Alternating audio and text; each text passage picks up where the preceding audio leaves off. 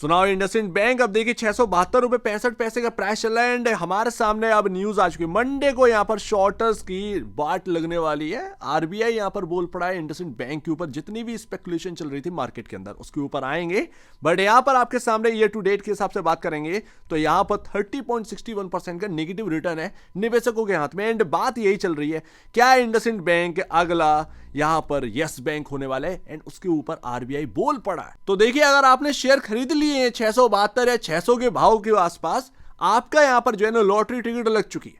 Monday के दिन यहां पर तहलका मचने वाला है इंडसइंड बैंक के अंदर। लेकिन हम पूरी बात करेंगे कि कहां पर अभी भी पेन बाकी है। अभी पेन गया नहीं है इंडसइंड बैंक से, आप ध्यान रखिएगा। ये तो रिजर्व बैंक ऑफ इंडिया कह रहे हैं, इसीलिए मंडे के दिन शॉर्टर्स की लंका लगने वाली है। यहां पर कहीं ना कहीं शॉर्ट कवरिंग देखते हुए मिलेगी एंड ऐसे वैसे भी यहां पर एफ एंड ओ बैन के अंदर चल ही रहा है। यहां पर मार्केट के अंदर जो भी स्पेकुलेशन बातें चली है उसको आरबीआई ने डिसमिस कर दिया है। कहा है इंडसइंड बैंक है और अश्योर किया है डिपॉजिटर्स को, क्योंकि डिपॉजिटर्स पहले यहां पर भागना स्टार्ट करते हैं क्योंकि उनको पैसा बचाना है। भाई बैंक के अंदर क्या हालत खराब है, माहौल ऐसा बना दिया गया कि अगली यस बैंक तो इंडसइंड बैंक है। मैं उस दिन कह ही रहा था कि ये यस बैंक नहीं है, ये यस बैंक वाला केस नहीं है, ये इंडसइंड बैंक है। प्रमोटर स्ट्रांग है। ध्यान रखिएगा, जो चीजें निकल कर आई हैं खराब तो है बट इतनी नहीं मार्केट में हवा बनाती है। बात तो यहां पर ही आ जाती है। तो डिपॉजिटर्स को यहां पर कहा गया है कि financially stable bank, well capitalised है, आपको टेंशन लेने की जरूरत नहीं है। आपका जितना भी डिपॉजिट है आपको मिलेगा, आप भागने की जरूरत नहीं, बैंक रन करने की जरूरत नहीं है, राइट। तो ये सबसे बढ़िया बात यहां पर जो है आरबीआई की लगी है। आरबीआई टाइम पर वक्त पर आ गया एंड ऐसे टाइम पर जब छुट्टियां हैं, मंडे के दिन जब मार्केट खुलेगा तो कहीं ना कहीं बैंक निफ्टी चमकता हुआ नजर आएगा। आरबीआई ये कह रहा है कि बैंक की फाइनेंशियल हेल्थ स्टेबल है, अभी भी स्टिल स्टेबल है। आरबीआई ने यहां पर मॉनिटर किया है, तो ये स्टेटमेंट काफी बड़ी हो जाती है। मेरे ख्याल से जो बायर था वो कहीं ना कहीं जीतता हुआ नजर आ रहा है इस वक्त। तो आपने अगर इंडसइंड बैंक में निवेश कर दिया है या निवेशित है तो आपके लिए राहत भरी खबर है जो निवेशित है। एंड जिन्होंने निवेश कर लिया उनकी तो लॉटरी लग गई है। सिंपल सी बात है, क्योंकि आपको बहुत सस्ते में यहां पर जो है बैंक का शेयर प्राइस देखने को मिल रहा है और आपने उसको ग्रैब किया। एंड सेंट्रल बैंक ये भी जोड़ रहा है, यानी कि आरबीआई ये भी जोड़ रहा है कि इंडसइंड बैंक ऑलरेडी इंगेज्ड है एक्सटर्नल ऑडिट से। ध्यान रखिएगा, आईसीएआई यहां पर जांच शुरू कर दिया है। अच्छा, यहां पर यह खबर क्या है, क्योंकि एक तरफ आरबीआई कह रहा है कि स्टेबल है बैंक की जो हेल्थ है, फाइनेंशियल हेल्थ वो स्टेबल है, पर ये एक्सटर्नल ऑडिट ये अभी आपका थोड़ा सा पेन है। यस, यही तो पेन है। अच्छा, ये पेन ज्यादा दूर का है नहीं। आपके Q4 के नंबर अप्रैल में स्टार्ट हो जाएंगे। यहां पर Q4 के नंबर से पहले आपके सामने या फिर नंबर के साथ आपके सामने एक्सटर्नल ऑडिट निकल कर आएगा इंडसइंड बैंक का। जब तक ये एक्सटर्नल ऑडिट नहीं आ रहा है तब तक एक यहां पर पेन जारी रहेगा। आप ये नहीं कह सकते फुल्ली रिकवर हो जाएगा स्टॉक, नहीं। इस चक्कर में मत रहिएगा, इस भूल में मत रहिएगा। अभी एक्सटर्नल ऑडिट बाकी है एंड ये स्टॉक मार्केट है, ये स्टॉक मार्केट रिएक्ट करेगा एक्सटर्नल ऑडिट पर। तो अभी यहां पर ना बिल्कुल भी एकदम से ऑप्टिमिस्टिक नहीं हो जाना है। इसीलिए मैं आपको बता रहा हूं, आरबीआई ने कहा, स्टेटमेंट दिया, ये बहुत ही अच्छी बात है, पॉजिटिव है। शॉर्टर्स की लंका लगने वाली है। कम से कम बैंक का जो शेयर प्राइस बढ़ गिरा लगा था उससे थोड़ा सा ये लोग कप आएंगे शॉर्ट करने से, तो ये एक अच्छी बात है। बट एक्सटर्नल ऑडिट जब तक नहीं आ जाता तब तक मार्केट सही से रिएक्ट नहीं करेगा। इंडसइंड बैंक में शॉर्टर्स यहां पर जो है बने रहेंगे, तो ये स्टॉक भाव यहां पर जो है ना नीचे भी आ सकता है बीच बीच में, तो ध्यान रखिएगा। बट आरबीआई यहां पर कह रहा है बहुत अच्छी बात। तो अभी पेन है, पेन रहेगा, लेकिन हल्की सी रिलीफ है, ये एक अच्छी बात है।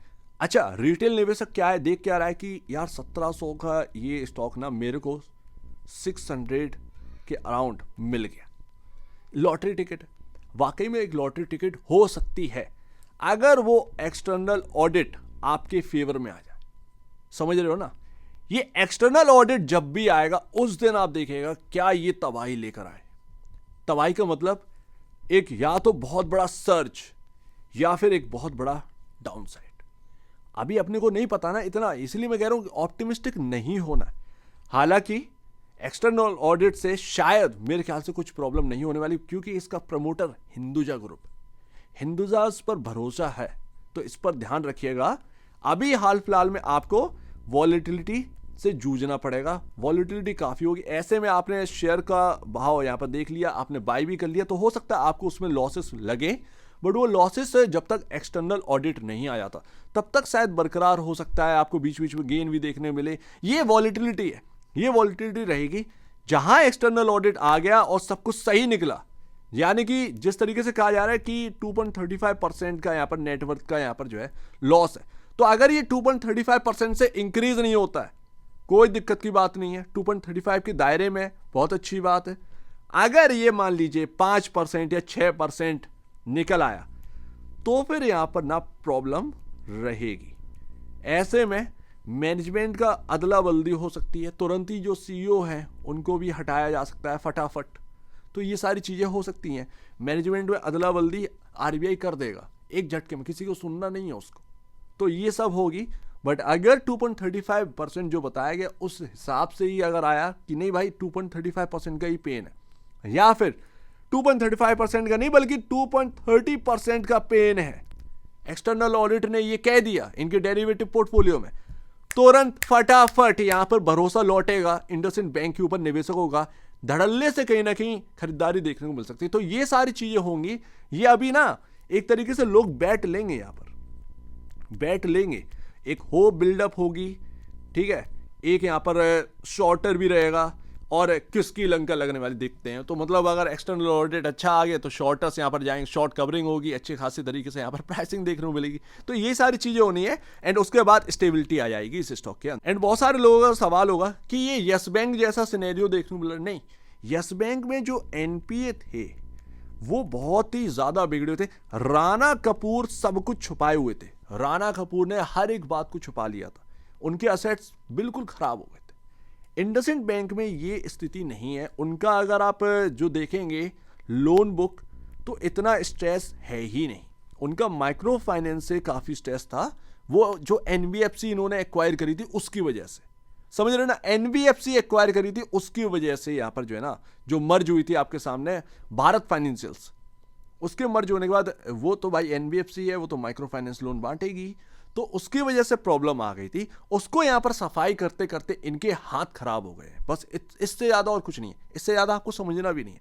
तो ये राणा कपूर वाला बैंक नहीं है, ये हिंदुजाज का बैंक है। ध्यान रखिएगा, राणा कपूर चीटर निकला है एक नंबर के, बट ये हिंदुजाज ऐसे नहीं है। एंड देखिए इस स्टॉक ने ना ऑल टाइम हाई कभी क्रॉस नहीं किया, यस ये हकीकत है। मेरे उम्मीद के हिसाब से अगर सब कुछ सही निकला, एक्सटर्नल ऑडिट जो है ना वो अच्छा निकल गया, आपके फेवर में सारी चीजें आ गई, मेरे ख्याल से आने वाले टाइम में ये ऑल टाइम हाई कोई बहुत दूर की बात नहीं, क्योंकि अब उसके बाद नेगेटिव पॉइंट बचेंगे नहीं, भरोसा वापस लौटेगा, आरबीआई और शक्ति दिखाएगा मैनेजमेंट से एंड मैनेजमेंट को सुधार कर रहेगा, तो ये सारी चीजें सही हो जाएंगी। लेकिन आपको मिल क्या रहा है भाई, इतना बड़ा बैंक का स्टॉक 7.22 टाइम की पी पर मिल रहा है, पी मल्टीपल। तो ये अब तक का आप कह सकते हैं कि इतना बिग बैंक, उसका स्टॉक प्राइस गिरा, शायद वो आपके लिए अपॉर्चुनिटी लेकर आए इफ आपका एक्सटर्नल ऑडिट आपके फेवर में आ गया। एक्सटर्नल ऑडिट अगर फेवर में नहीं आएगा तो फिर तो काम बिगड़ जाएगा ऐसे में। लेकिन वो कितना होगा उसके ऊपर बात करना जरूरी है ही नहीं, क्योंकि हम उतना अंदर का नहीं जानते ना भाई, ठीक है ना। तो एक्सटर्नल ऑडिट जब तक नहीं आ जाता संभल के रहिएगा। बट यहाँ पर प्राइस टू बुक वैल्यू बहुत ही अच्छी प्राइस पर मिल रहा है, 0.79 टाइम पर आपके सामने यहाँ पर जो है ना प्राइस टू बुक वैल्यू पर ट्रेड करते हुए मिल रहा है इंडसइंड बैंक। एंड ये काफ़ी बड़ी बड़ी बैंक जो हम देखते हैं ना माइक्रो जो मिड कैप बैंक है एक्चुअल में, फेडरल बैंक हुआ आपका आईडीएफसी फर्स्ट बैंक हुआ, इन सबसे कई बड़ी है। तो आप समझिए उनका मार्केट कैप और इनका मार्केट कैप आज की डेट में सेम हो गया है। आज की डेट में जो नया बायर है अगर उसके हाथ में सब कुछ सही हो गया ना तो उसकी चांदी लगने वाली है। आप सोच रहे होंगे कि ये Q4 कब आएगा, भाई यहाँ पर पिछली बार 2024 में 25 अप्रैल को आया था, यानी कि आप यही मान के चलिएगा कि ये पूरी अप्रैल में, अभी जब डेट अनाउंस होगी Q4 की, ये Q4 से थोड़ा सा पहले आ सकता है हमारे सामने एक्सटर्नल ऑडिट। तो यानी कि ज़्यादा टाइम बचा नहीं है, मार्च गई भाई, आज 15 मार्च, कुछ ज़्यादा बचा नहीं है, ठीक है, 16 दिन बाकी हैं। तो वो थोड़ा सा पेन है आपके पास, वो थोड़ा सा पेन आप झेल लीजिए। उसके बाद अगर सब कुछ सही रहा तो फिर आपको टेंशन लेने की जरूरत नहीं। डिपॉजिटर्स को तो बिल्कुल भी टेंशन लेने की जरूरत नहीं थी, क्योंकि यस बैंक में आपने देखा क्या डिपॉजिटर्स के ऊपर हामी आई, क्या कुछ नहीं आई यार, वो डिपॉजिटर्स सेफ है, क्योंकि डिपॉजिटर्स का लेना देना नहीं है। होता क्या है कि जब भी बैंक के अंदर कुछ भी दिक्कत आती है ना, इन्वेस्टर्स को उसका यहाँ पर ना झेलना पड़ता है, ठीक है ना। तो ये एक बहुत बड़ी प्रॉब्लम हो जाती है इन्वेस्टर्स के लिए, इन्वेस्टर्स को झेलना पड़ता है, डिपॉजिटर्स को कुछ नहीं झेलना पड़ता है, यकीन मानिए। तो मुझसे पूछे कि क्या मैंने 650 पर भी अगर बाई कर रखा है, आप बाई करके चले गए हैं इंडसइंड बैंक, क्या आपका एक नज़रिया ठीक है इंडसइंड बैंक के ऊपर?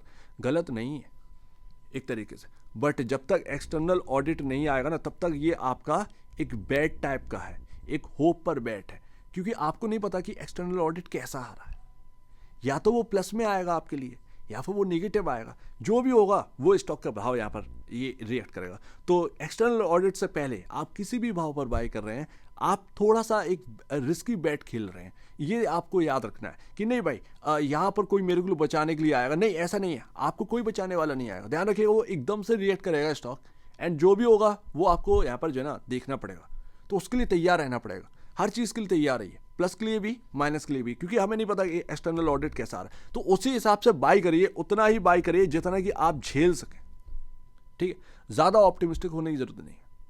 ठीक है, तो ये आप ध्यान रखिए। और अभी जब तक एक्सटर्नल ऑडिट नहीं आएगा, मार्केट खेल खेलेगा यहाँ पर। हो सकता है कि आपको ये आपका अगर सब कुछ सही रहा, 800 क्रॉस कर रहा है अगर, तो ये शायद हो सकता है कि आपका यहाँ पर जो है 1000 की तरफ भी ये बढ़ सकता है। ठीक है, लेकिन एक्सटर्नल ऑडिट से पहले भाई कुछ नहीं पता कि क्या होने वाला है। तो अपने आप को थोड़ा सा रिस्क फ्री भी रखिए, एंड टेंशन वेंशन मत लीजिए, एंड उतना ही अगर आपको बाई करने की इच्छा है तो उतना ही करिए जितना कि आप झेल सकें, उस जोखिम को झेल सकें। एंड एक बार एक्सटर्नल ऑडिट आ गया भाई, कितना ऊपर खुलेगा, 10% बाई करने की अपॉर्चुनिटी तो तब भी आपके सामने दिख जाएगी। ऐसा नहीं है कि एक्सटर्नल ऑडिट से पहले ये स्टॉक हवा हवाई हो जाए, 1300-1400 के लेवल देखने को मिल जाए, ऐसा कुछ नहीं है, ऐसा कुछ नहीं है। तो ध्यान रखिएगा, यहाँ पर आपको ध्यान रखना है। एंड बैंकिंग में देखिए अभी नेगेटिव है, सब कुछ नेगेटिव ही देखने को मिल रहा है। बैंक्स में अभी सभी बैंक्स को बोल दिया कि अपना डेरिवेटिव पोर्टफोलियो चेक कराओ, सभी बैंक से बोल दिया आरबीआई ने। तो डेरिवेटिव पोर्टफोलियो जो है वो चेक हो रहे हैं, एंड आपकी वजह से यहाँ पर जो मिड कैप बैंक्स हैं वो भी नेगेटिव आ गए थे। तो ये बात है, शायद थोड़ी सी राहत, बड़ी खबर है आरबीआई की तरफ से, बट एक्सटर्नल ऑडिट का ध्यान रखिएगा। मार्केट खेलेगा तो एक्सटर्नल ऑडिट तक यहाँ पर आपके साथ खेलेगा, एंड उसके बाद एक राइट डिसीजन देगा कि किधर जाना है ये स्टॉक। सो उम्मीद है काफ़ी कुछ आपको समझ में आया होगा। एक बार निवेश से पहले, बेचने से पहले अपने ब्रोकर एडवाइस से जरूर सलाह लीजिएगा। खुद की स्टडी करिएगा, उससे बेहतर कुछ भी नहीं, खुद की स्टडी मस्ट है। तो आप दीजिए मुझे वीडियो देखने के बाद, धन्यवाद दोस्तों।